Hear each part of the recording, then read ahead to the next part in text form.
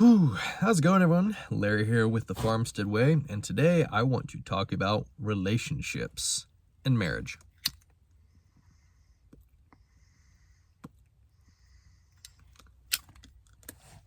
Today I'm smoking H.H. MacBaron Old Dark Fired, one of the few pipe tobaccos, a little dyslexia moment there, one of the few pipe tobaccos that can make me ill if I hit this pipe a little too hard. But today I've had something that's been on my heart for the past couple of days. So I recently got a comment from a viewer talking about how one of my videos on loneliness and relationships really helped him out in a troubling time.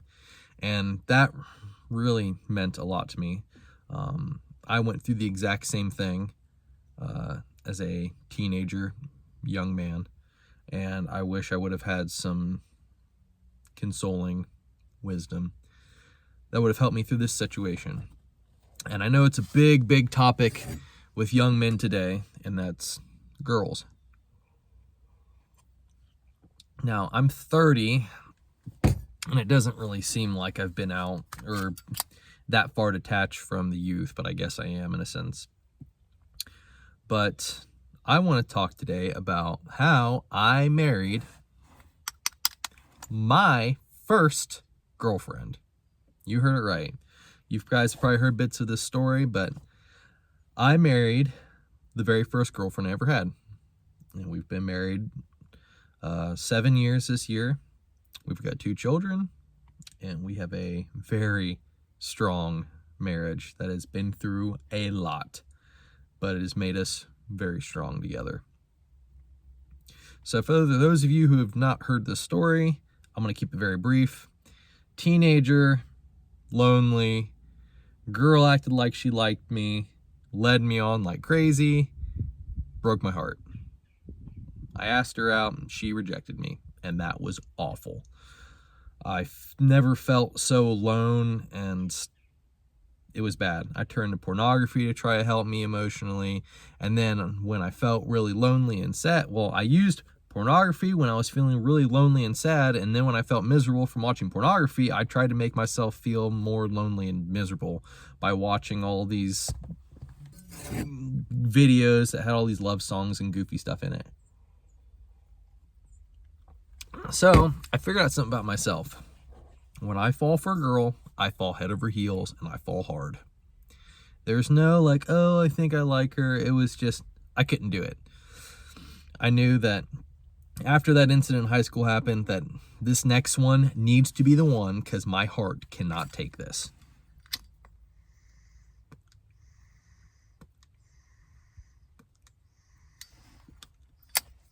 So I told myself, and I told God, I'm going to trust in you. I'm going to put this in your hands, and I'm never going to try to find a girlfriend on my own. I'm only going to do it with your help. I wasn't going to mindlessly date and test out women and see if they were the right ones. No, I was going to wait for the right woman to walk in my life. I made that commitment when I was 17, and I didn't get married till I was 22. I think it was 22, yeah. So there was a lot of time waiting in there. So that brings me to my first point. Step 1, be patient. If you are serious about this, if you want to get one of these metal rings on your finger without mindlessly dating, patience. Patience, patience, patience. Now, if you're one of those kind of useless men that all they want to do is use women for their bodies and then dump them as soon as you're bored with them, just turn this video off. This isn't for you. This isn't how to be a player. This ain't how to pick up chicks. This isn't one of those stupid guru videos to find out how to make yourself more attractive and all that dumb crap, which that to a degree is important. If you're a slob and if you don't take care of yourself, then more than likely women will not be interested in you. But this is for the men that are serious. They're sick and tired of all these goofy games, and they want to find a good woman. that they can spend the rest of their life with. And I know they're out there because that was me. Step 1 is patience. Step 2, if you're looking for a wife, don't go fishing in the cesspool. Don't go fishing in the cesspool. Because normally you're going to reel in some sort of bottom feeder that's not going to be any good for you.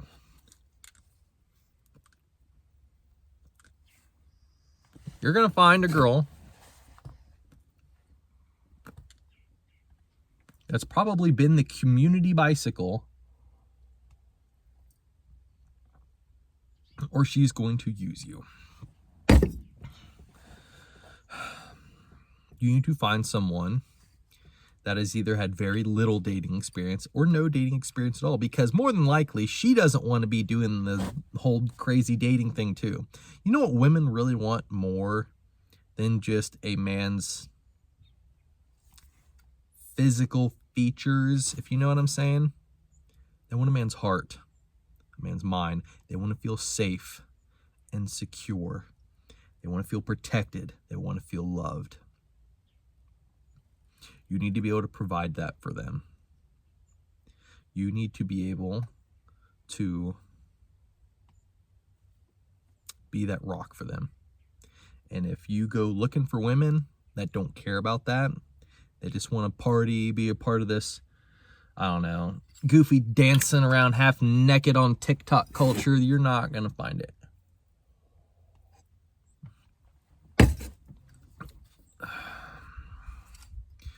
Next thing, have some self-respect. Have some self-respect. Men, you need to look at a woman for the virtue that she has, for the value that she has. And women, you need to realize that you have value. You are valuable. Because most guys, they get all hot and bothered and they immediately want to jump in a girl's pants. And girls, they feel like that if they don't let the dude jump in their pants, they are going to be rejected and alone. That's why we have all these little girls that watch all these fairy tales like Barbie and Rapunzel and all those things. I've got a 3-year-old daughter and I've watched a lot of Barbie movies. And the whole archetype is it's the princess that is in distress and needs the prince to rescue her. Or if not rescue her, be there for her. Not saying that women are helpless. School bus is here. And women, you need to realize that you do not have to undress yourself for every man that tries to get you to do that. You are worth more than that.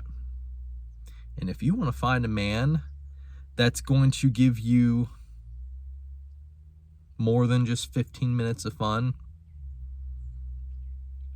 you got to have some standards. Because eventually this crap catches up to you.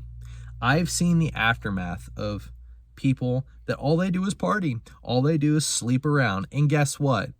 That's all seems fine and dandy when you're 20, 30 years old. What happens when you're 40, 50, and you see your youth slipping away from you? And you're living, and you're a woman or a man, and you're in your mid-50s living by yourself, trying to do something in the dating scene, and you're still trying to play that stupid game. By that point, you should be married. You should be established. You should have a family. And then when you're stricken in years, you won't be sitting in some double wide by yourself, wondering what went wrong with your life. Men have standards. Women have standards. And above all, and I'm really talking to those, especially Christian men that have faith in God,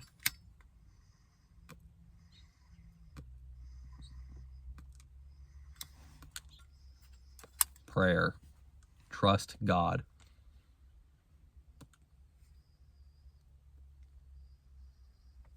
My wife pretty much just showed up at my doorstep. I was playing a church concert, and all of a sudden she was there, standing between her parents. Because I remember coming off stage and I was like, who are those people back there? And next thing you know, there she is. It's like Jesus grabbed her by the hand and said, come with me, it's time. And that's the thing, is time.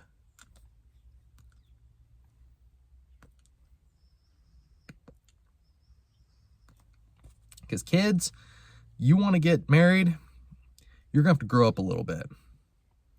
And it's that whole time thing. I had a lot of growing up to do between 17, 18, and 22. And I'm still growing to this day. And I'm still trying to mature. But just, you have to have faith and trust in God. You cannot look at your own circumstances, because I did that and it makes you miserable.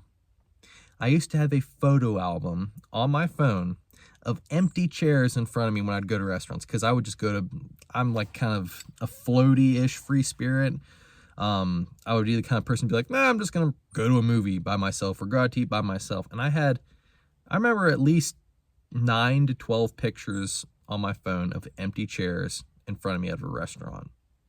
And I would just look at those and think that someday my wife will fill one of those seats. Someday I will not be at this table by myself.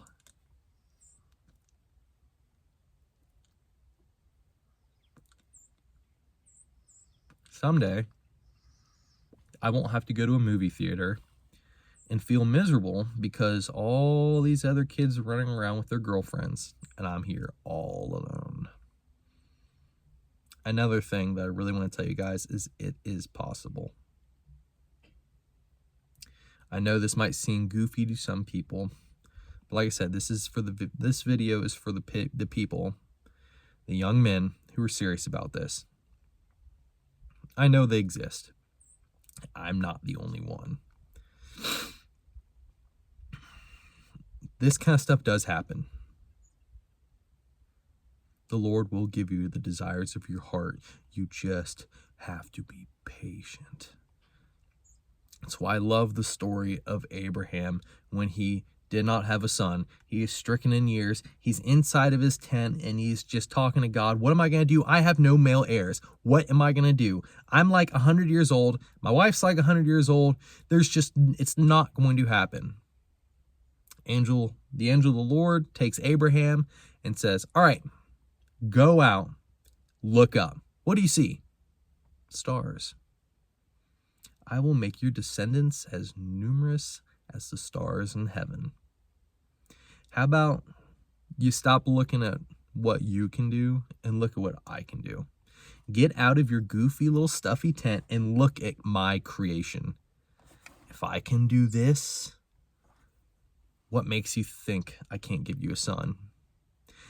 So for you, seriously, go out on a starry night. Look up. This seems dumb. If you are lonely and you want to find the woman you're going to marry, go outside at night and look up. If God can do all that, he can do that. Because I never thought I was going to get one of these. And I did. I did it without dating. I did it without apps. I did it without sleeping around. I did it with prayer and a notebook to my future wife, writing to her as if I was actually talking to her person to cope with loneliness.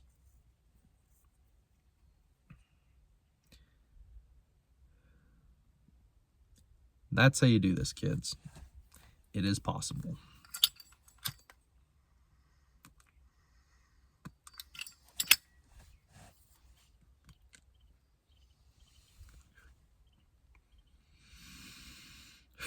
Because when I get comments like I did the other day, it puts a big responsibility on the shoulder of content creators like me.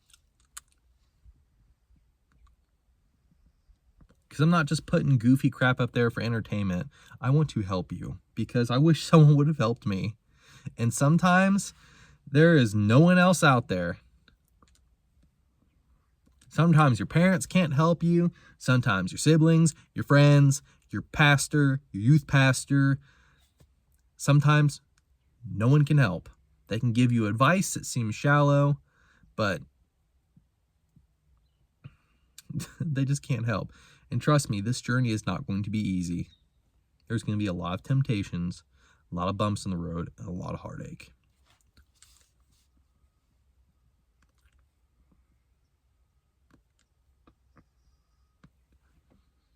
So I had to be patient. I had to become a better man. I had to put faith in God. I had to have standards. And like I said, you just wait and you pray. And there's going to be a lot of tears. There's going to be a lot of tears.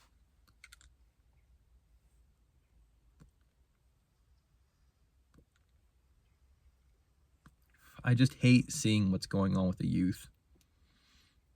I hate scrolling through Facebook, and I hate scrolling through YouTube and seeing reel or short after reel of just these kids that just don't know what they are doing. They're getting there, they're getting half naked, they're dancing around, they have no self-respect, they don't know how to work hard. And it's kind of like a vain struggle, because you don't realize how vain it is until you're old enough to realize how immature that is. And I wanted something different. Luckily, I had a good example with my parents, because although their marriage is and wasn't perfect, my parents loved each other. My parents stayed together, and they've been together for like 37 years. I might have the numbers wrong, because it's a legacy. Now, what is your legacy going to be?